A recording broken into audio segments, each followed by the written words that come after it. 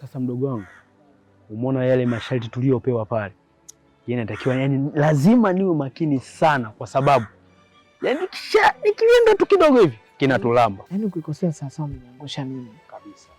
Na hatupendi maisha haya tena. Nitazingatia mwanangu, ngoja mimi niwahi hivi. Ni kama yaani ile mida hii ingefika mimi namaliza. Yaani naomba usiniangushe sana. Sasa mdogo wangu, naenda kufanya sasa hivi. Baadaye basi mdogo wangu, tutakutana maskani, nitakupa majibu. Poa.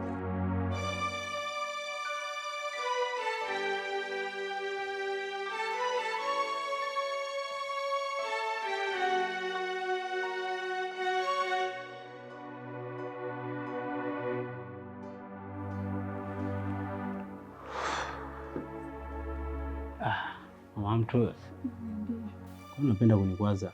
Yaani tena. Sasa ulikuwa wapi? Mbona mimi? Sasa mimi nimekuja hapa kama nusu saa, ujue hapa ulikuwa haupo, unaambia. Nimetoka mama. Mimi sipendi bwana, kama hivyo. Nikuletea zawadi yangu. Zawadi tena? Wewe. Kwa nini siipende sasa? Hicho ndio kinasababisha muda mwingine. Yaani hata haina haja, acha tunivae mwenyewe.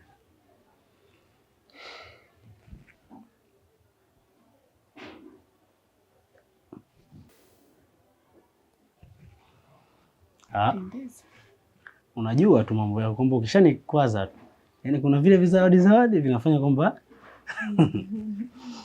mama na mama. Niambie bibi. Nakupenda sana. Napenda. Yaani kila siku zinapozidi kwenda sikuchoki. Hata mimi.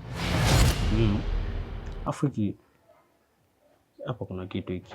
Kitu gani? Hebu subiri nikutoe.